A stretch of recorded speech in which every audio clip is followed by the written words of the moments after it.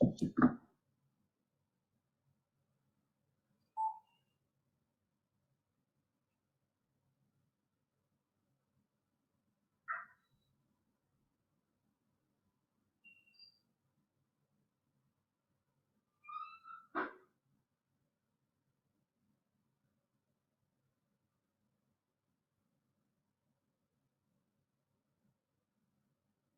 afternoon, friends. Good Good afternoon, afternoon, sir. sir. Good afternoon, sir.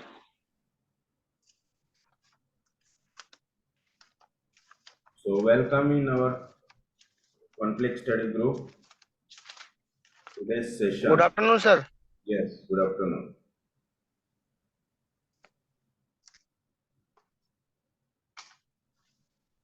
Today, we will continue the journey of medicines, the pointers,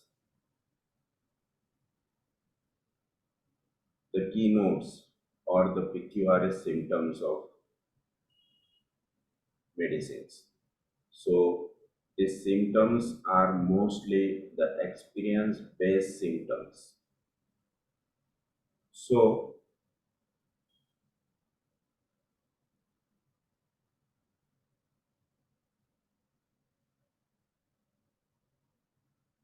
rapidity,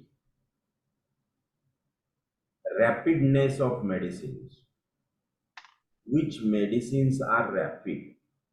Which medicines have the fast speed, the fast action, the fast progression of disease?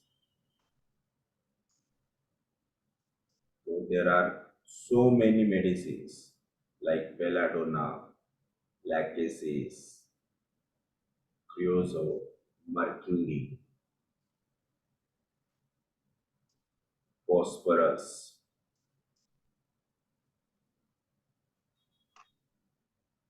aconite, sulfur, naxomica. So many drugs having fast speed, fast, some medicine of fast destruction, some medicines of fast inflammation. So the belladonna is very fast in action. Disease comes fast, violently.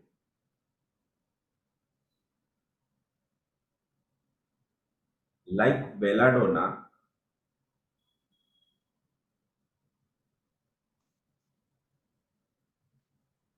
I have seen a lot of cases in pediatric children's. There is a rapid carries of teeth. बहुत से parents complaint लेके आते हैं कि इसके इतने जल्दी दांत पूरे गिर गए, दांत काले हो गए, दांत कट रहे,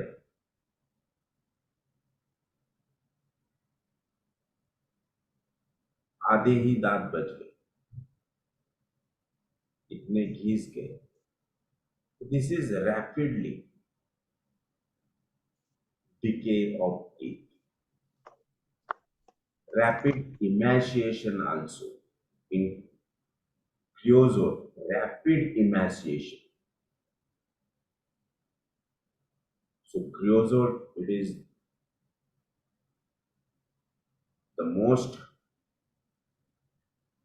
important remedy for speed, fast destruction, fast progression of disease. So the important symptoms like decay, emaciation, mostly एक केस मैंने कैंसर की देखा था जिसमें मतलब सी ऑफ ओवरीज की केस थी. वो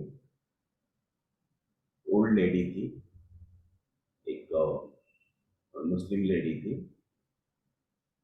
उसका लड़का मैकेनिक था. तो वो मेरी पहचान का होने की वजह से मेरी गाड़ियों का काम वही करता था। तो एक दिन उसने ऐसे ही बताया कि सर मेरे मदर को ओवरीज का कैंसर हुआ।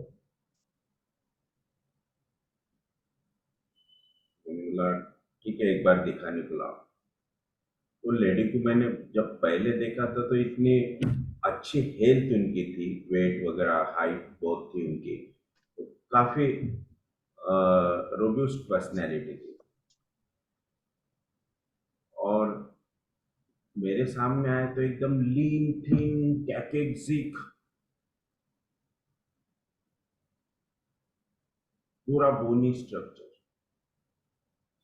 और जो ओवेरियन ट्यूमर था वो ऐसे ऊपर से ही दिखता था।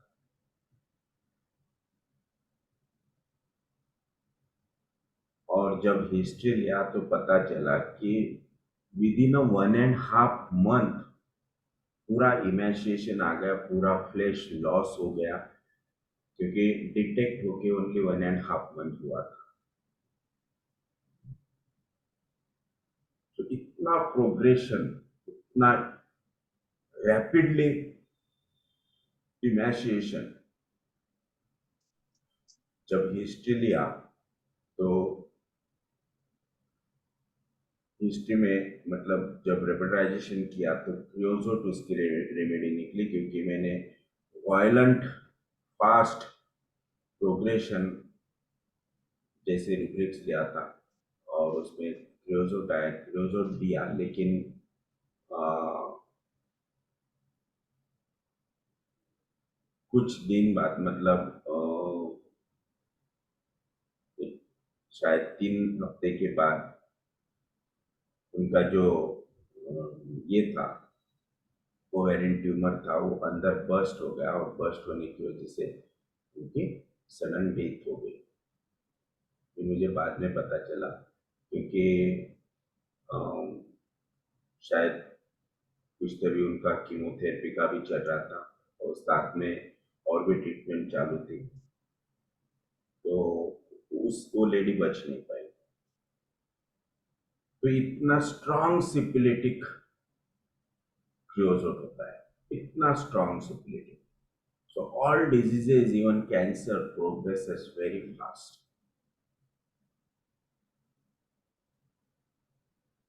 Blood oozes out of gums or wounds very fast, getting anemic very fast. So small children who are restless during teething and who cry from sunset to sunrise, whole night, who have to be cares or they won't sleep with hot gums. This is creosote.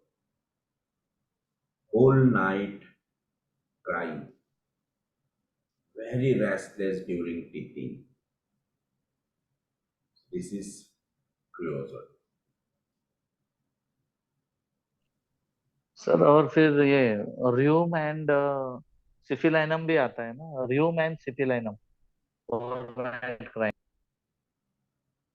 Syphilinum, हाँ yes, night aggravation. Crime Crying में crying of chittens. Yes. अच्छा,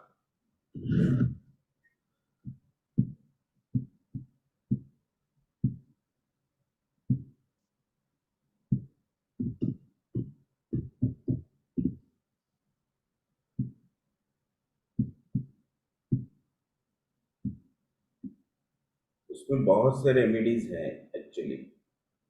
creosote is one of the.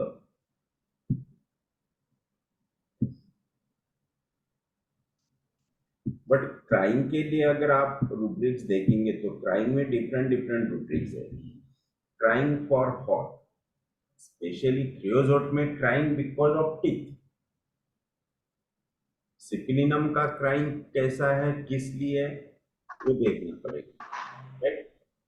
Crime for help है, crime for appreciation है, crying for बच्चे की तरफ attention जाना चाहिए इसलिए है, क्राइंग फॉर हेल्प है, बहुत से मतलब क्राइंग का हमें एक्चुअली इंटेंशन देखना चाहिए, क्राइंग किस लिए।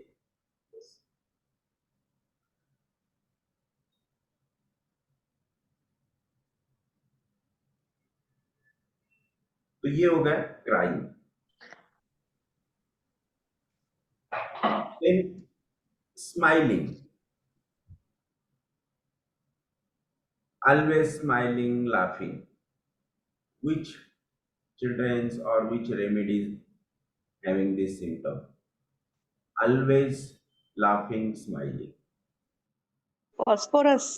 Phosphorus, बराटा कर phosphorus और बराटा कर Baraita is a silly laughing. Yes. Misplaced laughing. Embarrassment is more in Baraitas. जहां हंसना नहीं चाहिए वहां पे भी वो हंसते हैं, that is misplace. But joyfully हंसना, प्लीजेंटली हंसना, this is hyoscyamus this is phosphorus and chocolate. Joyfully, pleasantly हंसना, खुशी से हंसना।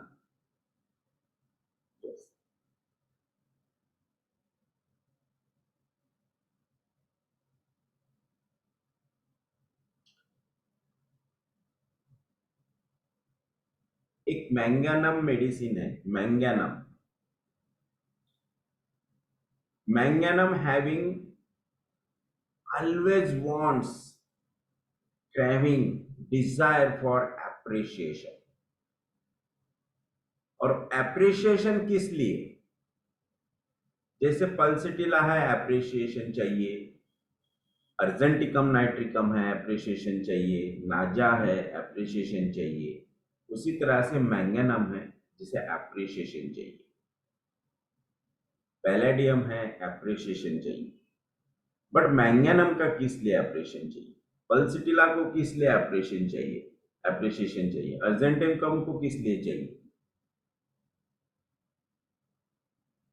तो जो भी रूब्रिक होता है, हमें उसके अगर डिटेल में गए तो पता चलता है कि एक्चुअली बेसिक नीड क्या है। Why she wants appreciation. Pulsatilla wants appreciation because she likes consolation. Argenticum likes appreciation because having more of anticipation. That's why wants appreciation. Manganum wants appreciation because of he knows I am doing good. So for his deed, he wants appreciation. मैंने किया है ना इसलिए आप इसे appreciate करो। मैं नहीं करता था तो मैं बोलता ही नहीं था कि अप्रिशिएशन चाहिए, आप अच्छा बोलो करके। मैंने अच्छा किया है इसलिए उसे अच्छा बोलना ही चाहिए। This is manganum. So appreciated for her deeds, fishing for compliments.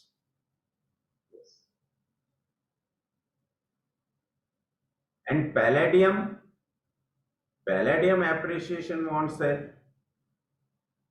for what? Palladium wants appreciation for her look, Beauty. beauty।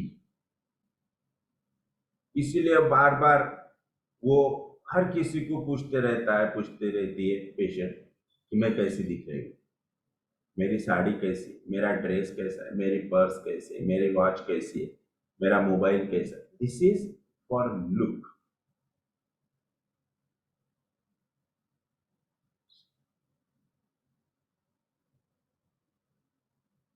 That's why Palladium always attend the parties, even when sick also, showing tremendous concern for her look. This is Palladium.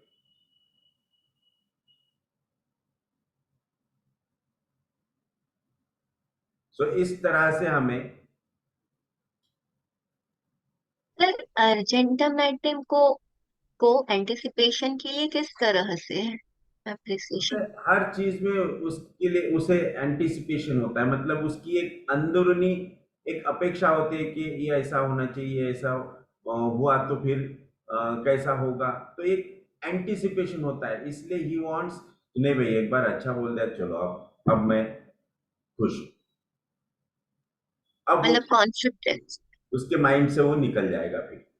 नहीं तो जब हाँ। तक वो आप उसे appreciate नहीं करेंगे तब तक उसके माइंड में वो चलते रहेगा कि पता नहीं अब ये क्या बोलेंगे, पता नहीं कैसा होगा, पता नहीं क्या करना पड़ेगा, पता नहीं क्या होगा, like this. So that's why एक बार आपने बोल दिया okay it is good, then he become ओ बहुत बच गए। दिस इज Sir, कॉन्फिडेंस बढ़ जाएगा। Yes sir, authentic night. hello. Yes sir ऐसा भी तो हो सकता है ना कि अर्जेंटम इज सिल्वर, मेटल है और सिल्वर है, और silver always inferior in front of gold. Gold तो लाइक यस औरम से कंपेयर करना चाहता है, औरम जैसा बनना चाहता है, बट बन नहीं पाता है, बन इसलिए नहीं उसको पाता, ये भी है। अप्रिसिएशन यस डिजायर होता है कि यस यार मुझे कोई एग्जैक्टली। तो अच्छा बोल दो। यस लेकिन लेकिन उसे ये भी पता होता है कि वो कितने भी कोशिश कर ले लेकिन गोल्ड नहीं बन पाएगा, है ना। उसे ये भी सर, पता होता है, that's why he having tremendous anticipation. मैं भी तो गोल्ड के जैसा ही मेटल हूं, मैं भी तो गोल्ड के जैसा ही शाइनिंग करता हूं, फिर भी मुझे गोल्ड की जगह नहीं मिलती। वाई? मुझे वो सेकंड नंबर पे ही रहना पड़ता है। That's why he wants appreciation, कि मुझे भी अप्रिशिएट करो, मैं भी तो अच्छा हूं। यस, तो दिस इज साइकोटिक अप्रिशिएशन। और जो सबसे पहले मैंने बोला था because of anticipation, that is सोरिक appreciation. Yes,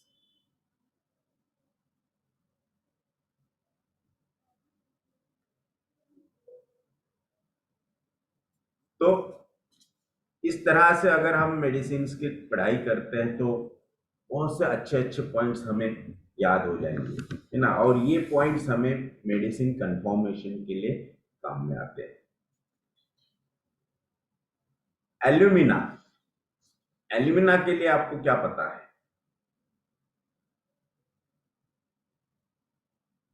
sir alumina soft metal है, yes, very egoistic and haughty, but इसका अपना दिमाग नहीं होता है, हेड बिलोंग्स टू अनदर, दूसरों के दिमाग से चलती है। आइडेंटिटी नहीं होती। Yes, yes sir. लेकिन he is very conscientious diligent, बहुत कोशिश बहुत मेहनत करता है, very conscientious, very conscientious, diligent. But his brain is exactly opposite to Lachesis. Lachesis is very fast. Aluminium is very slow. Very slow.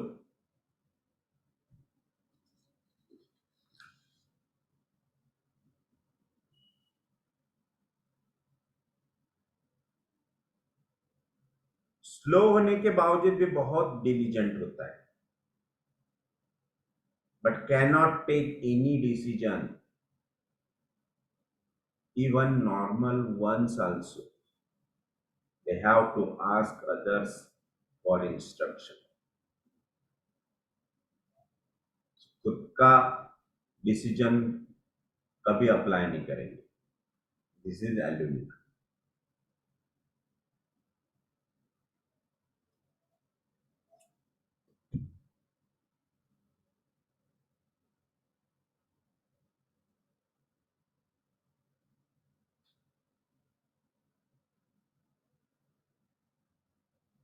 अब exactly इसके opposite लो, lachesis को सभी को पता है कि कितना फास्ट होता है, कितना फास्ट डिसीजंस लेता है, हर चीज में फास्ट होता है ना। अब इसके अगेंस्ट अगर आप जाते हैं, जैसे कि कुछ हिस्टेरिकल रेमेडीज है, लाइक मॉस्कस, कैम्फोर,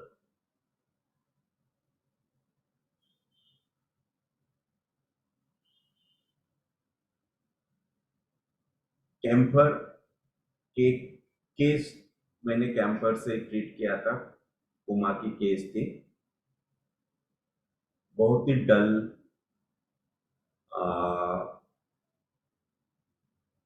उस पेशेंट में एक्चुअली मैंने ये देखा था कि जैसे जो ड्रंकर्स होते हैं कि ड्रिंक करने के बाद इम्बैलेंस हो जाते हैं, बैलेंस नहीं कर पाते, बातों में भी, टॉकिंग में, स्पीच में, चलने में, देखने में, हर चीज में बैलेंस चले जाता है। उन्हें समझता नहीं है, कुछ मांगेंगे बाद में लेंगे नहीं। आपने देखा होगा बहुत से जो ड्रिंक करके आते हैं तो बिना खाना खाए सो जाते हैं, लेडीज को सर्व करने को बोलेंगे, पर्स के मांगेंगे लेकिन खाना नहीं खाएंगे, है ना। तो इम्बैलेंस स्टेट ऑफ माइंड बन जाती है। This is the imbalance state of cancer. तो इस तरह से एक स्टुपोरस कंडीशन का पेशेंट था, not in complete deep coma but stuporous condition, delirious like condition थी उसकी। उस पेशेंट को मैंने कैंपर दिया और 2 दिन में वो पेशेंट कंप्लीटली ओके हो गया, पूरा कॉन्शियस हो गया।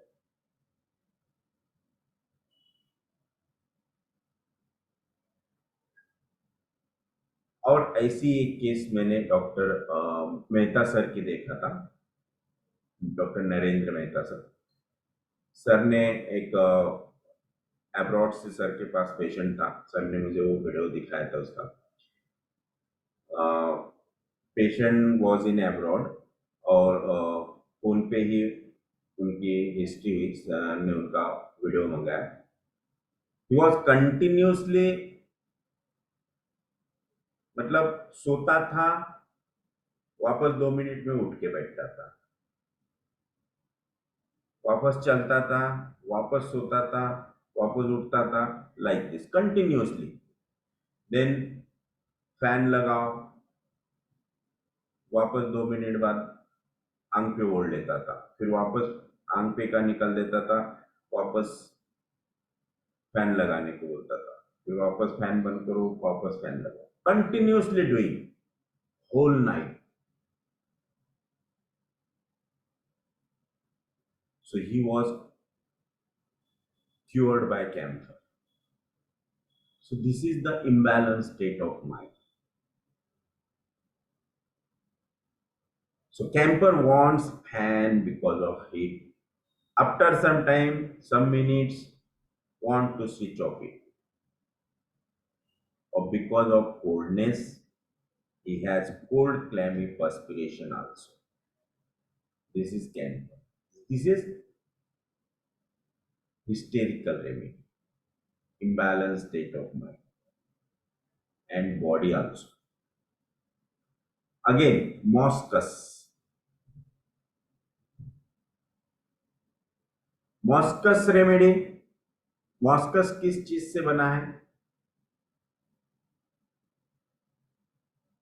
सर कस्तूरी मृग, Musk Kasturi, dear. Yes.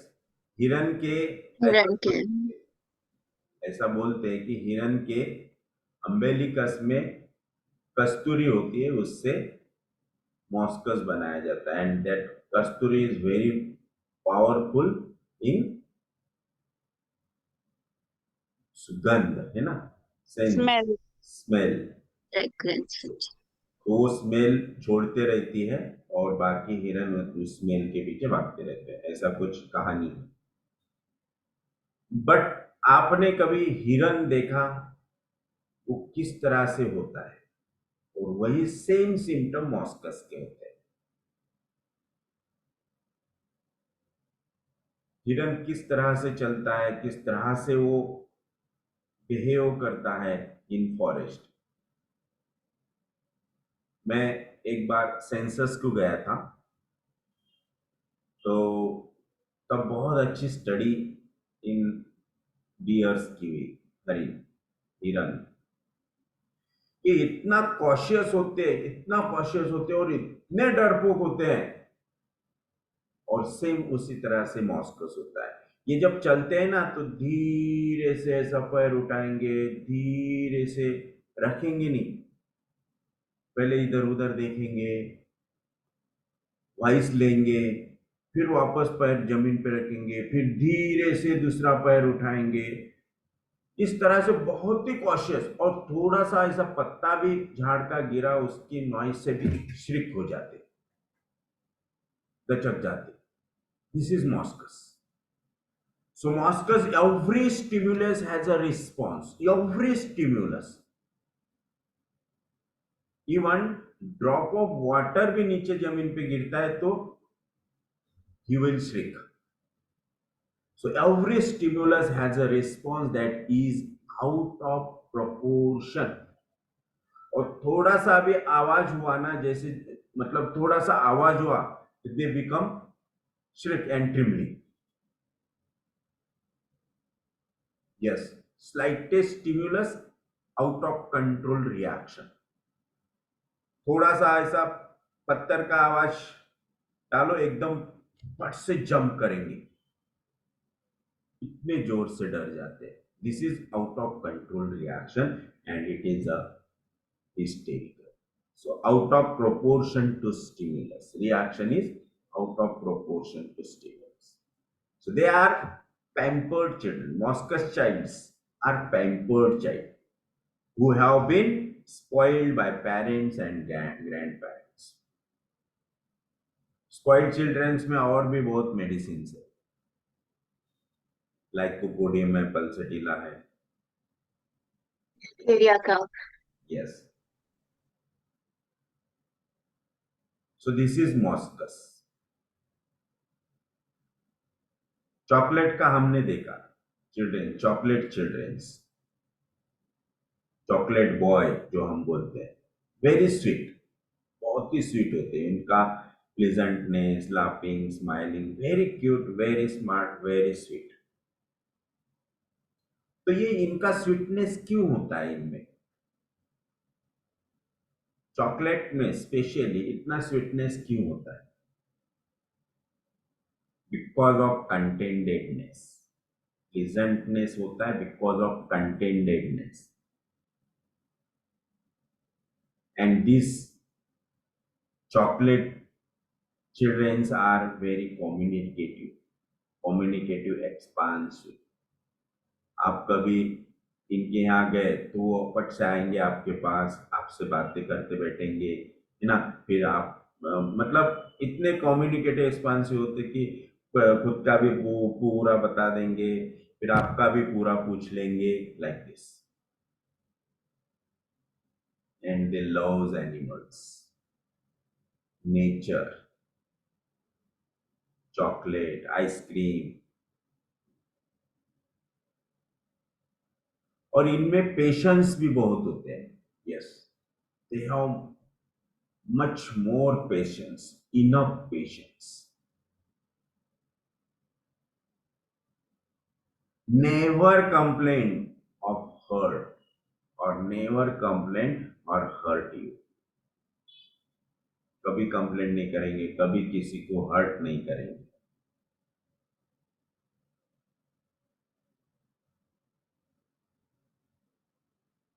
This is the sweetness of chocolate. But sir ने एक बार चॉकलेट की केस दिखाए थे और एक कार्सिनोसिन की केस दिखाए थे. दो केसेस हमने देखे थे. इस तरह से सेम कार्सिनोसिन होता है. Very sweet boy.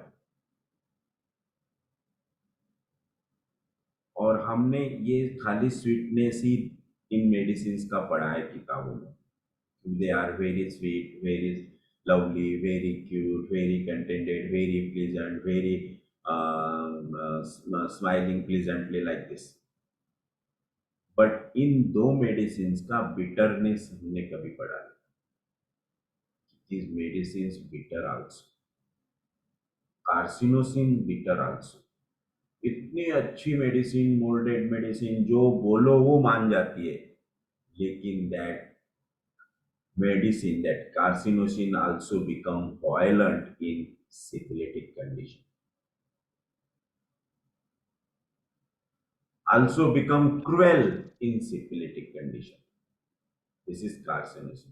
उसी तरह से चॉकलेट का भी कुछ बिटरनेस है. तो वो कैसे?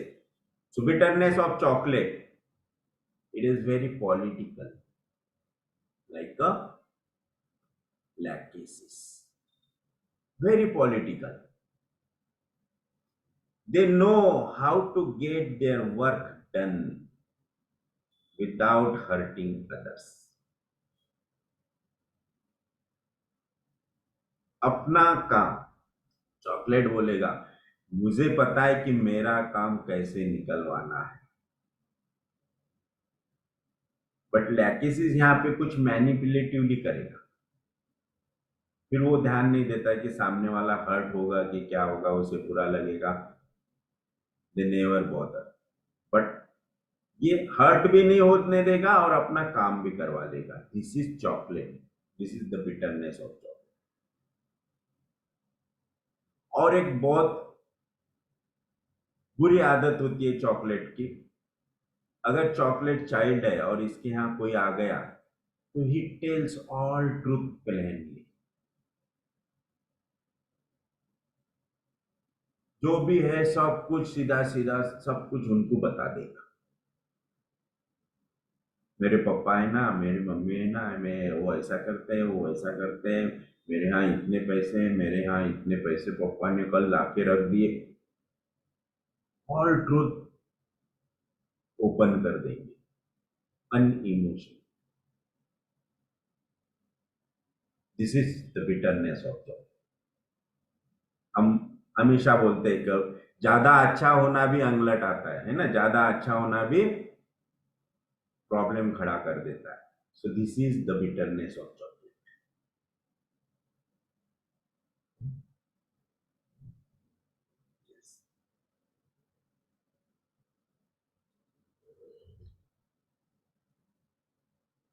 ये तो नाइव भी हो सकता है ना?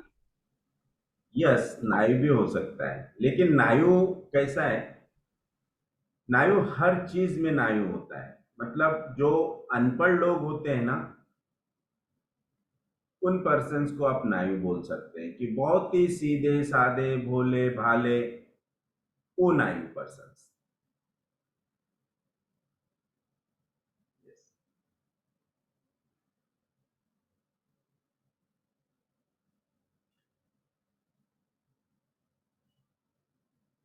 आज का टॉपिक बहुत बड़ा है. आज बहुत कुछ लेना है मुझे.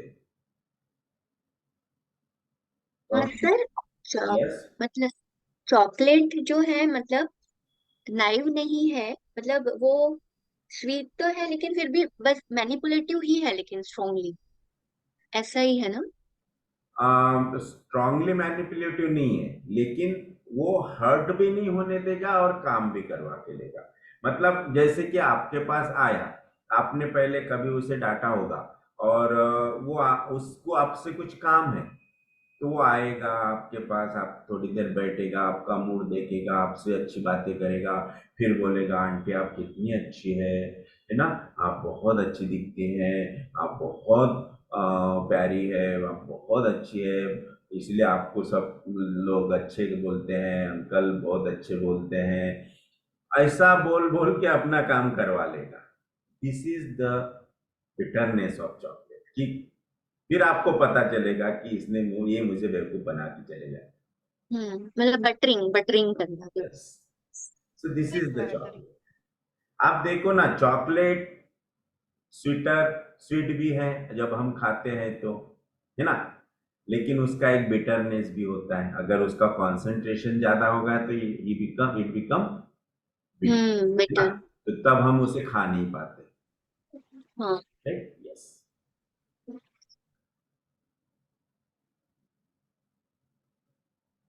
सो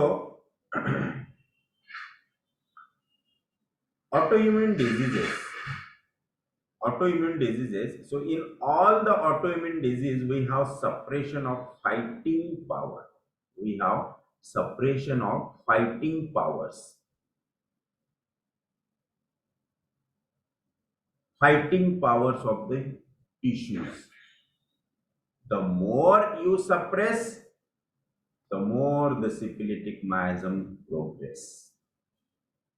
जितना साइकोसिस आप सप्रेस करोगे उतना सिपिलिटिक स्ट्रांग बनते जाएगा,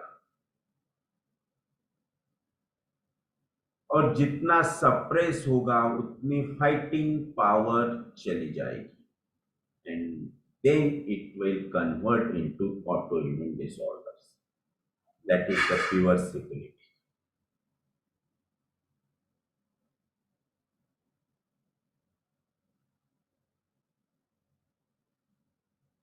राइट. तो ये एक सर ने एक इसमें बताया था ये ऑटोइम्यून डिजीज के लिए कि ऑटोइम्यून डिजीज किस तरह से डिस्ट्रक्शन की तरफ जाता है और टिश्यूज की फाइटिंग पावर डिस्ट्रक्ट कर देता है. तो जितना साइकोसिस सप्रेस होगा उतने उतने ज्यादा चांसेस है ऑटोइम्यून डिसऑर्डर्स की तरफ जाने के. Now what is the difference in mercury and staphysagria? Mercury and staphysagria.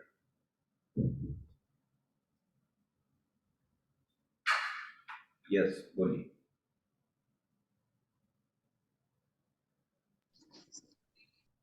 Sir, Merc is very destructive, rebellious, but Steph is very ambitious, diligent. Yes.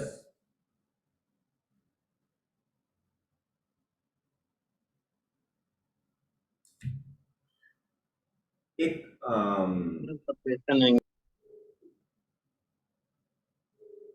एक कैंपर के लिए मैं बताना भूल गया. कैंपर का सबसे इंपॉर्टेंट पॉइंट क्या है? कैंपर का इंपॉर्टेंट पॉइंट क्या है? ठंड लगने के बाद में भी वो खुला में जो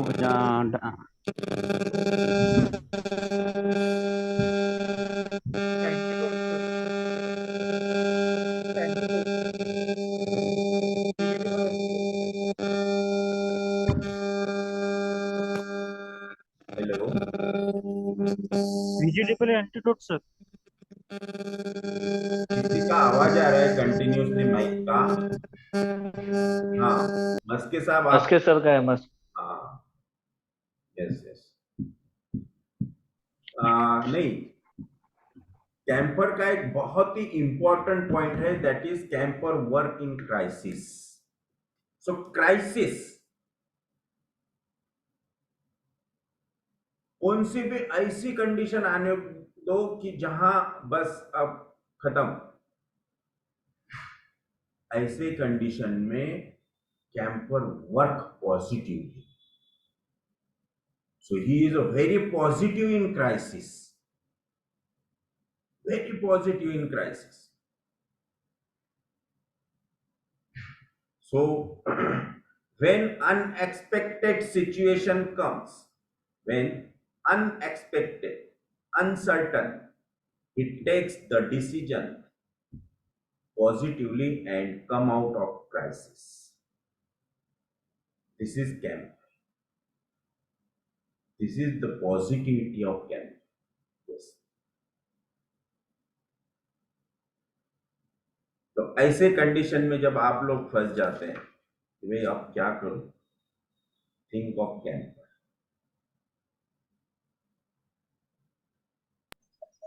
सर जरा एग्जांपल लेके सुना बताइए. क्राइसिस कंडीशन ऐप को कि ऐसी कंडीशन आ जाती है कि जहां हमें कुछ समझ में नहीं आता कि अब हम क्या करें. राइट. तो एक आधा पेशेंट, जहां पेशेंट जैसे कोमेटोस कंडीशन में जा रहा है, ऐसी एक सिचुएशन आ गई थी. मैं बोलता हूँ, मेरा एक रीनल क्रॉनिक रीनल फेलियर का एक पेशेंट था, यंग लड़का था 21 साल का, और पेशेंट मतलब already he was on dialysis और मेरे पास आए, मैंने मेडिसिन स्टार्ट की। मेडिसिन स्टार्ट करने के बाद उसका ब्लड यूरिया बढ़ते गया और ऐसी सिचुएशन आई कि ही बिकम कोमेटोस। तो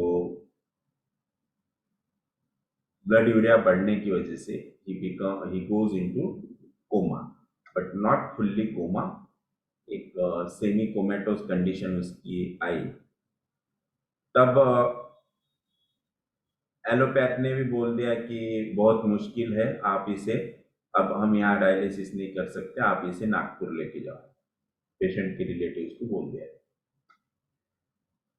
तो पेशेंट के रिलेटिव्स नागपुर लेके जाने के लिए तैयार हो गए, लेकिन उन्होंने मुझे बताया कि ऐसा ऐसा है और अब हम नागपुर लेके जाते पेशेंट को। फिर मैंने उनको कहा कि मुझे एक बार देखने दो, फिर आप भलाई उसे लेके जाओ। फिर मैं उसे देखने गया पेशेंट को हॉस्पिटल में। उसी मैंने देखा कि सेमी कोमेटोस कंडीशन है और this is the critical condition. So crisis, वो कंडीशन में भी सेमी कोमेटोस कंडीशन थी, लेकिन पेशेंट, मैं जब गया वो लड़के के पास तो उसने मेरे तरफ देखा। मैंने जब उसे स्ट्रांगली जब स्टिमुलेशन दिया और उससे बात करने की कोशिश की तो उसने मेरे तरफ देखा। कुछ ऐसे मुझे ऐसा लगा कि कुछ ये बोलना चाहता है लेकिन बोल नहीं पा रहा है। अगेन बिकम डल।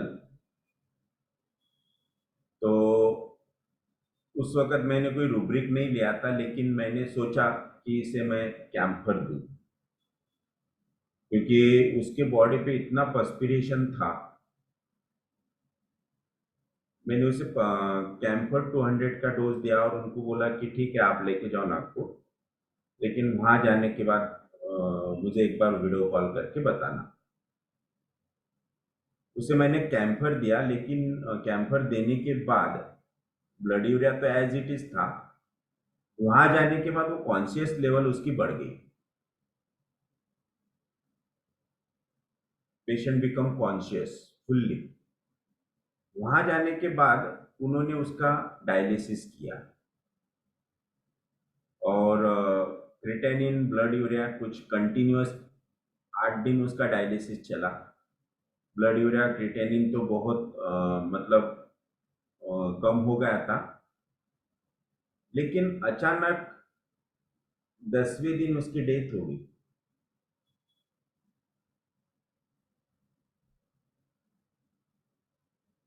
ये केस मुझे बहुत अच्छी तरह से याद है कि पेशेंट कॉन्शियस होने के बाद, अब वो कंडीशन ऐसी थी कि डायलिसिस करना चाहिए कि नहीं करना चाहिए।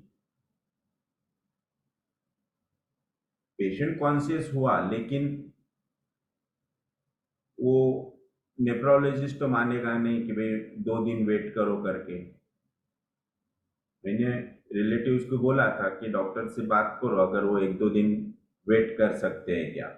उन्होंने बोला नहीं, इतना यूरिया क्रिटेनिन हाई है तो डायलिसिस करना ही पड़ेगा। उन्होंने बताया भी कि पेशेंट वॉज, मतलब उसकी कंडीशन कोमेटोस थी और यहाँ आने के बाद वो अच्छा हो गया तो थोड़ा वेट करते। नहीं, बोले ये ऐसा होते ही रहता है, इसमें वो कभी भी कोमा में जा सकता है। तो दिस इज द क्राइसिस। और इस क्राइसिस कंडीशन में कैम्फर वर्क्स पॉजिटिव। उसने उसे कॉन्शियस करा, लेकिन वापस डायलिसिस होने के बाद, डायलिसिस हुआ, क्रिटेनिन ब्लड यूरिया थोड़ा कम भी होगा उसका, लेकिन फिर अचानक उसकी डेथ हो गई और उन्होंने बताया कि because of heart kidney failure की वजह से डेथ हो गई। तो आप बताइए, अब ऐसे कंडीशन में क्या करना चाहिए?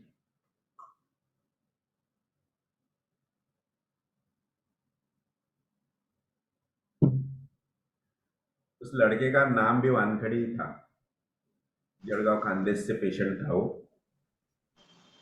Yes,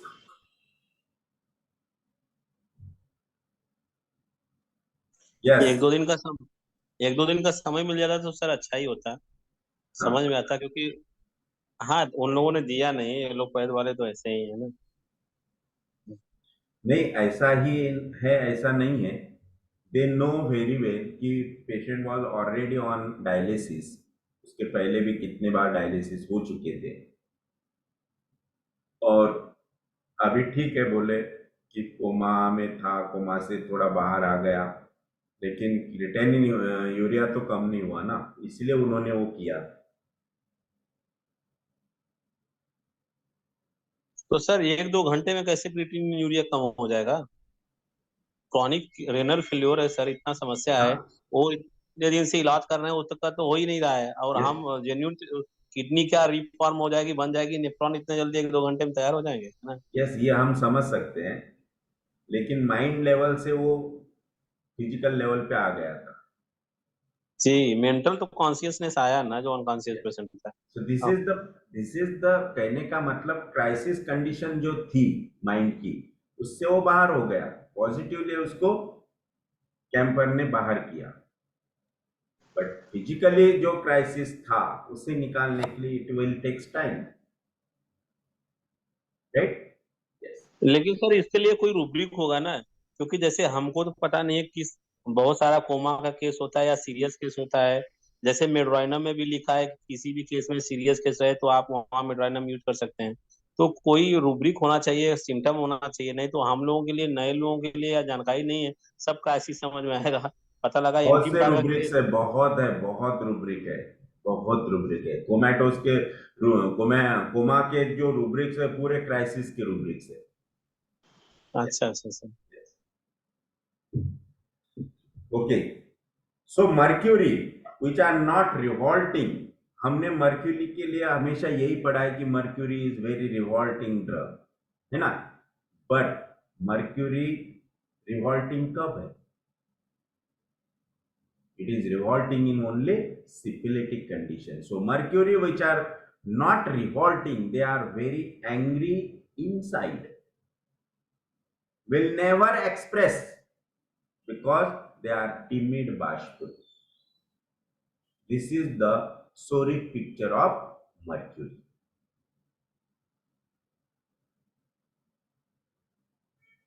Staphysagria.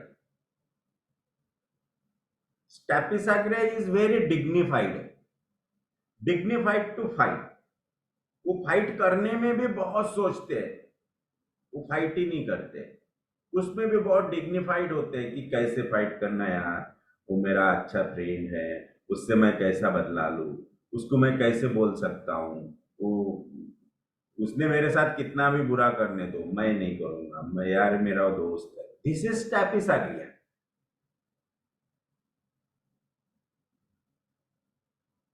इसीलिए स्टैपिसाग्रिया को गुस्सा बहुत आता है, लेकिन वो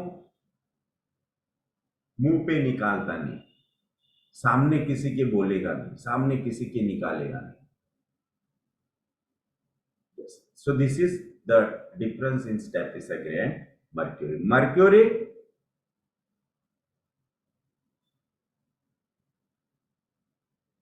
soric mercury is very timid to fight, but syphilitic mercury पट से मुंह पे बोल देगा, मुंह पे करेगा। This is mercury. So all the disabled children have, yes, एक बात सर ने जो बोला था कि all the disabled children have biting, striking the head and love for music. ये क्या है?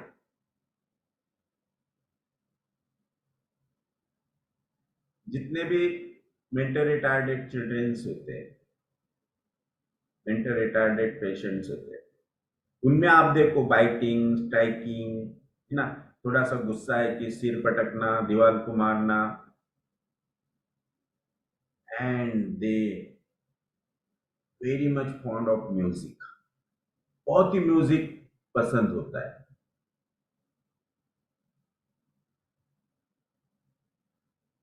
इसे क्या कहेंगे?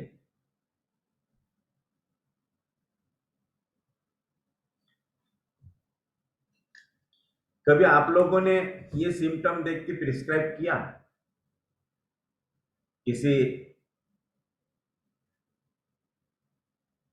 मेंटल रिटार्डेड चाइल्ड में आपने, पेरेंट ने बताया कि ये बहुत जोर से सिर पटकता है, दीवार पे सिर मारता है, जब इसको गुस्सा आता है कुछ दिया नहीं तो?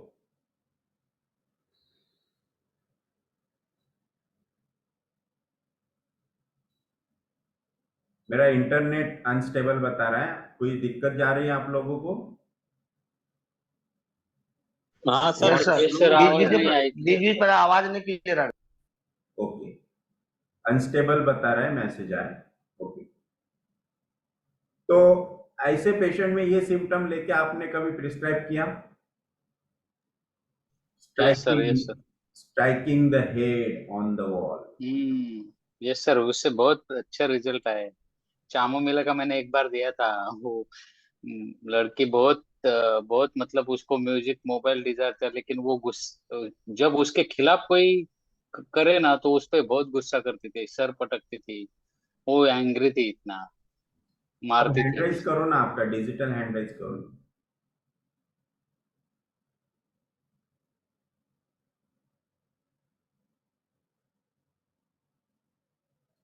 संतोष मोहिते, यस। तो अगर आप लोगों ने ये सिम्टम देख के अगर पेशेंट ट्रीट किए हैं डिसेबल्ड चाइल्ड, रिटार्डेड चाइल्ड, तो सभी लोग ये ध्यान में रखिए कि these symptoms are the common symptom for these children. Never take this rubric for prescribing these children. These are common.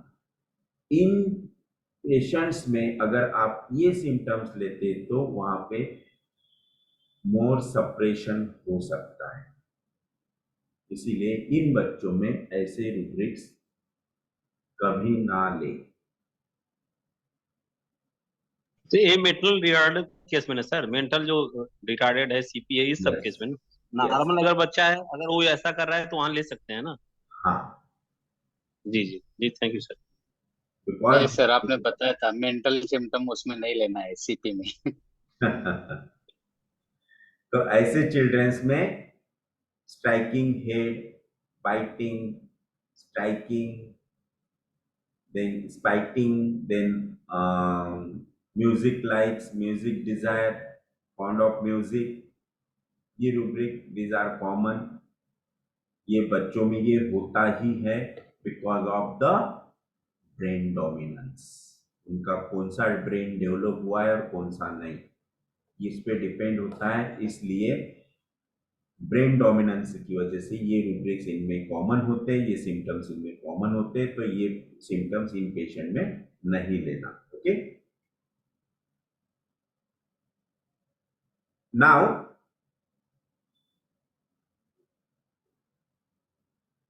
I am telling you two rubrics: talk excited and excitement talking while। दोनों में फर्क क्या है? Talk excited and excitement talking while.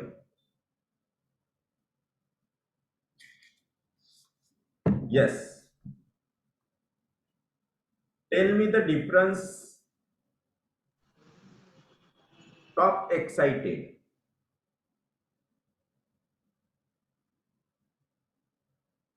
Sir talk excited का मतलब है जब भी बात करता है तो उत्तेजित होके ही करता है, और टॉकिंग उसका मतलब है कि बात करते करते जो है एक्साइट होता जाता है, जैसे बात करेगा धीरे धीरे उसके अंदर उत्तेजना बढ़ती जाएगी।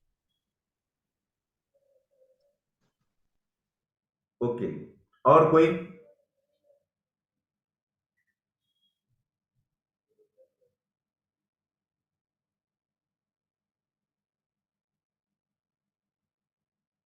यस, और किसी को बताना है?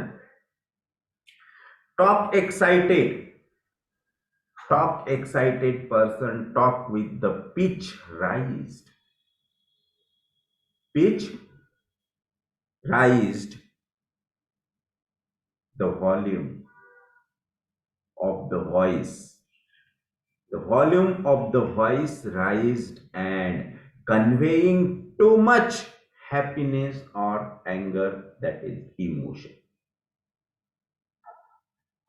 फिर वो गुस्से में हो, खुशी में हो, दुख में हो, वो बहुत ही जोर जोर से बात करेगा. This is talk excited. और excitement, talking while means these persons are timid persons.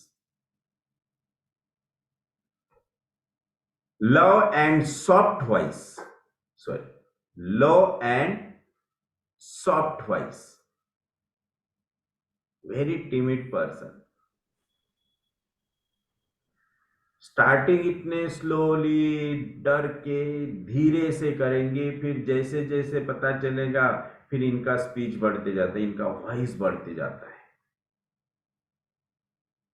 फिर ये, अब हम बोलते हैं ना, अभी ये खुल रहा है, अभी ये खुल रहा है. अब देखो पहले कैसी बात कर रहा था और अब कैसे कॉन्फिडेंटली बात कर रहा है, कितनी अच्छी बात कर रहा है, कितना लाउडली बात कर रहा है. This is excitement talking while. So timid person, low and soft voice, when he start narrating, his voice would slowly become loud, pitch would increase like regulator. आजकल वो लाइट आए ना, रेगुलेटर पे लाइट चलते हैं, जैसा रेगुलेटर आप बढ़ाएंगे वैसा लाइट का बल्ब का लाइट बढ़ना शुरू हो जाता है, उसका ब्राइटनेस बढ़ना शुरू हो जाता है.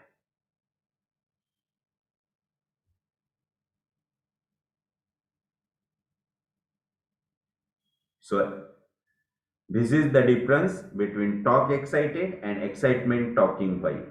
तो talk excited में कौन से रेमेडीज आते हैं? Which constitutions are talk excited?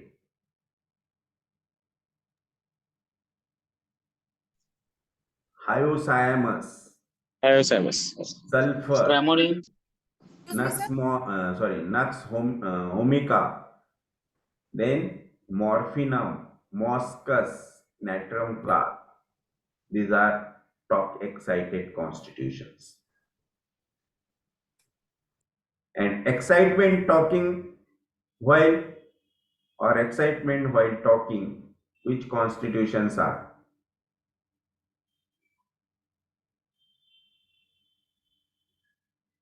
इसमें देखो, Merc sol,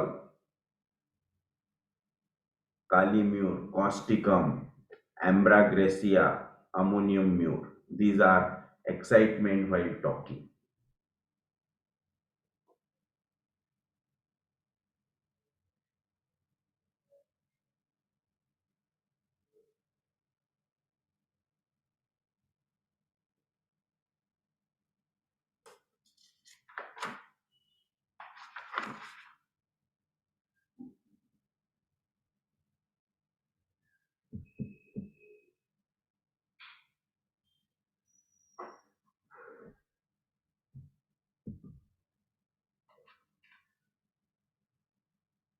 excuse me sir. Yes. Sir Lokesh और आईफोन उनके नंबर है इसमें. लोकेश एक पार्टिसिपेंट है और आईफोन, तो एक्चुअली मैं कंफ्यूज हूँ कि अपने लिस्ट में वैसे तो कोई नाम नहीं है. तो ओके, तो सबसे रिक्वेस्ट करो कि सब लोग अपना अपना नाम डाला करके. यस, लोकेश जी, आपका नाम, जिस नंबर से आपने रजिस्टर किया है ना, उसी नंबर से आप लॉगिन किया करो. ओके, आईफोन वाले भी अपना नाम डाल दें. यस,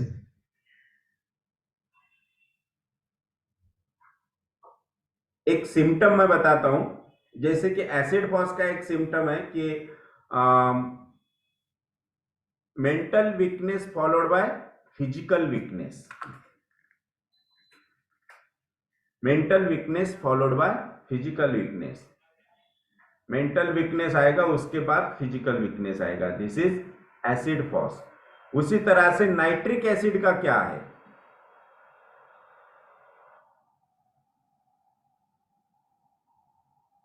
नाइट्रिक एसिड का भी बहुत अच्छा एक सिम्टम है, mental anxiety is better by physical motion, mental anxiety is better by physical motion. That's why nitric acid is a very good remedy for migraine. और माइग्रेन में जब उसे पेन स्टार्ट हो जाता है तो पेशेंट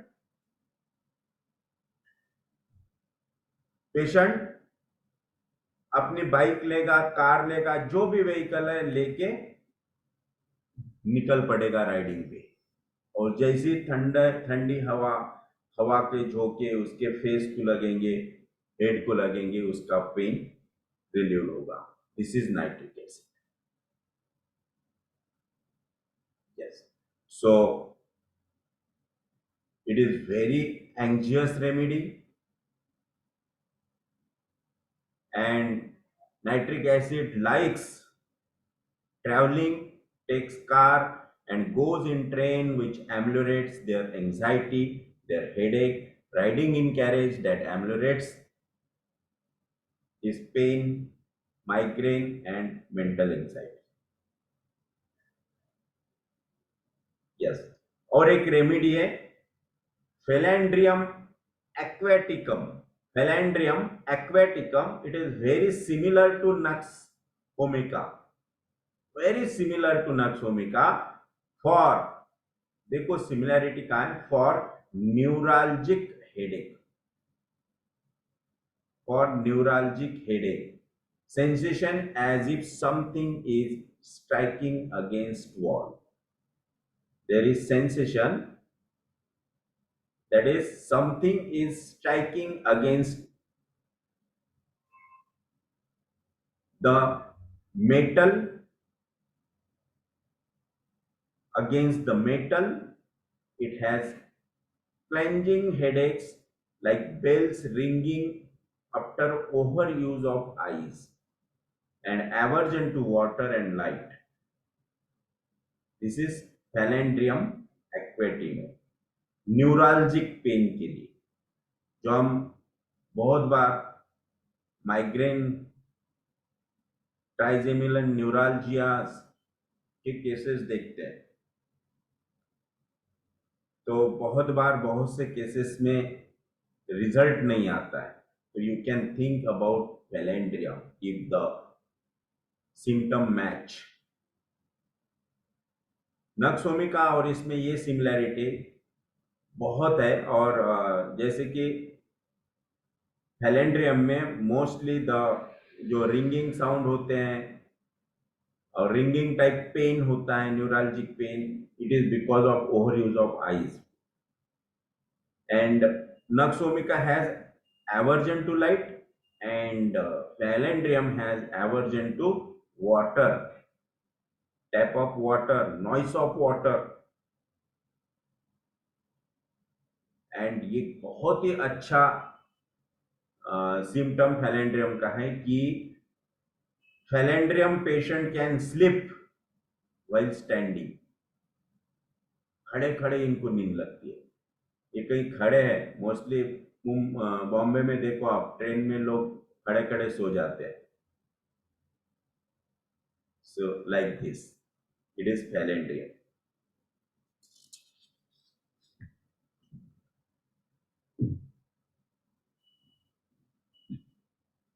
ऐसे कुछ डिजायर एवर्जन्स मैं आपको बताता हूँ फास्ट, जैसे कि Phyllandrium का बताया, नाइट्रिक एसिड का बताया,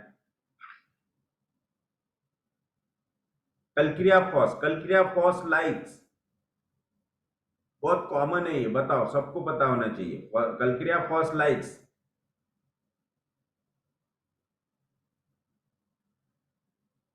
कलक्रिया फ्लावर, कलक्रिया फॉस लाइक्स घूमना फिरना, घूमना फिरना।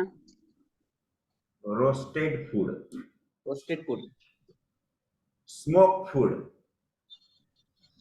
जिन लोगों को तंदूरी पसंद है, they are mostly calcarea phos. Tandoor रोटी, कड़क, और वो बोलते हैं ना, कड़क, जली हुई, hard, biscuit like, roast, dry, this is calcarea phos desire. So Kalkriya likes roasted or smoked food, tandoor roti, bread, like things, baked things, roasted in fire, oven, etc. So tandoor products are liking of Kalkriya fos. Causticum को भी ऐसा food पसंद है. So Kalkriya and causticum the same desire. कालीब्रोम, कालीब्रोम के लिए बताइए fast.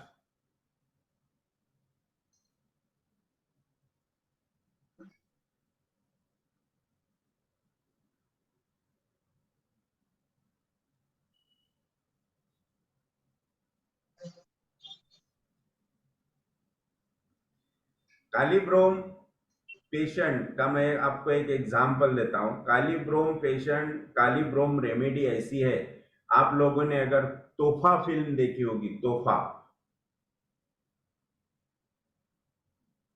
Jitendra, Jaya Prada, Sridevi, देखिए सबने. Yes yes sir. प्यार का तोहफा तेरा, बनाए जीवन मेरा, उसमें का शक्ति कपूर याद करो. किस टाइप का character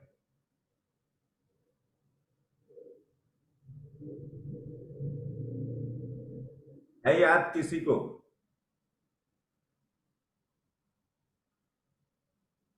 this is typical kali brom. Kali brom always associated with sexual sphere. Sex hormones have a vital part to play in the fidgetiness and motor activity. Excessively fusy, very restless, impatient, uneasy, and nervously excitable. This is the कालीब्रोम.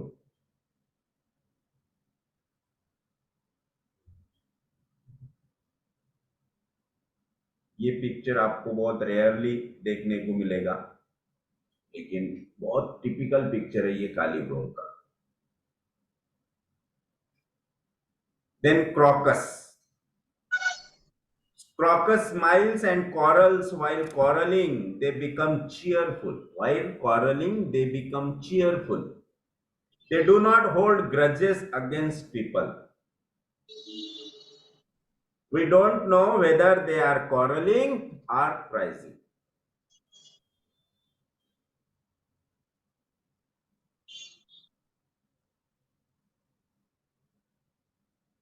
This is Crocus. आपने Sholay film देखी होगी. Sholay film में आपने अमिताभ बच्चन का role याद करो, जब वो मौसी के पास जाता है धर्मेंद्र का रिश्ता लेके, तो मौसी को किस तरह से समझाता है.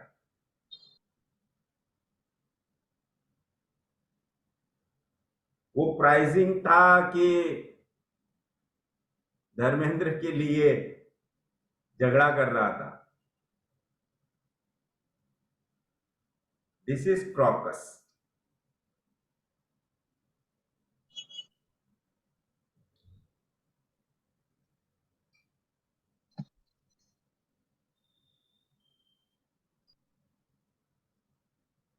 So okay, टाइम बहुत जल्दी पास हो जाता है.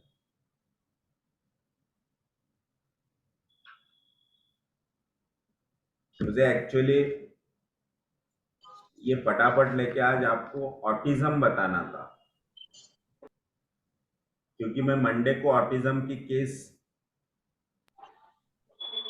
बताने वाला था, इसलिए आज मुझे ऑटिज्म का जनरल टॉपिक मुझे कंप्लीट करना था, मतलब लेने का था। ओके, मंडे को हम देखेंगे, ये भी देखेंगे और केस भी ले लेंगे। How to treat the autism cases, ये मैं आज लेने वाला था। ओके, नो प्रॉब्लम, मंडे को ले लेंगे, पहले ये लेंगे उसके बाद case. Okay, so lastly tell me the self-sufficient remedies. Tell me the self-sufficient remedies. Which are the self-sufficient remedies?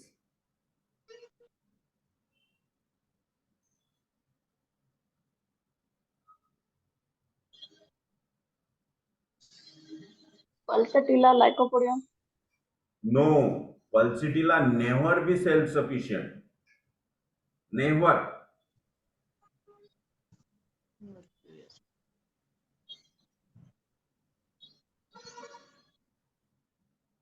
Lachesis, orums, Lyco भी नहीं है self-sufficient. lachesis, ferrums, मतलब metal groups. No. ऑरम सल Lachesis भी नहीं है. ऑरम सल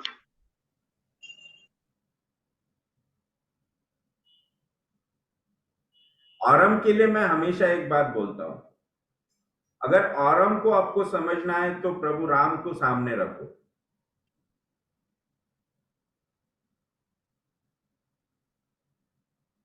तो पूरा ऑरम आप पढ़ लेंगे। राम का पूरा लाइफ आप सामने रखो, ऑरम आपका एग्जैक्टली रीड हो जाएगा। तो आप देखो, राम सेल्फ सफिशिएंट थे क्या? प्रभु राम सेल्फ सफिशिएंट थे क्या? No, so orums are not self sufficient.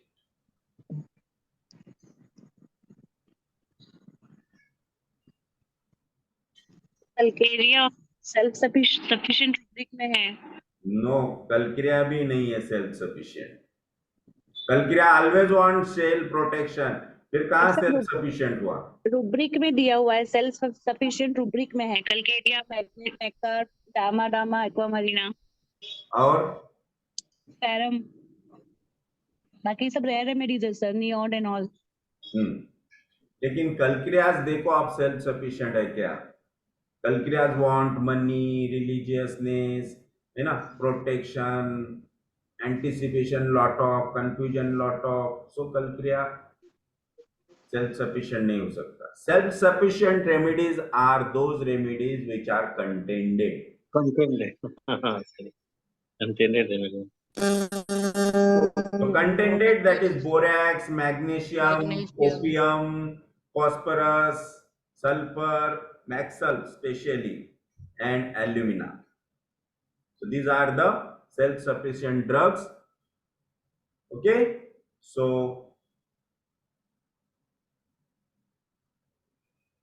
Sir phosphorus भी है सेल्फ सफिशिएंट रेमेडी में? yes, phosphorus भी है। सर एक बार बताइए। Self-sufficient alumina, borax, phos, maxal, opium, and phosphorus. Ajit म्हणलं होतं मेडिसिन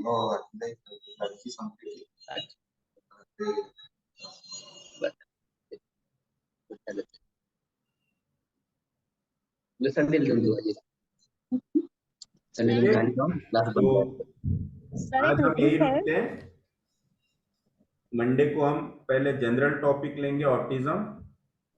ऑटिज्म किस तरह से ऑटिज्म के केसेस देखने चाहिए, क्या रूब्रिक्स होने चाहिए, क्या पोटेंसी होनी चाहिए, कब कौन से केसेस में कौन सी पोटेंसी होनी चाहिए, ऑटिज्म के टाइप्स कितने हैं, ये सब हम देखेंगे। ओके, देन उसके बाद एक केस।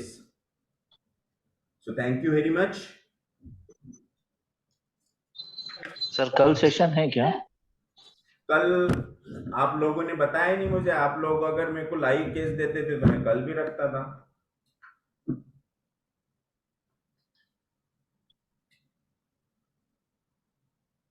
सैटरडे के सेशन के लिए आप लोगों की लाइव केस चाहिए।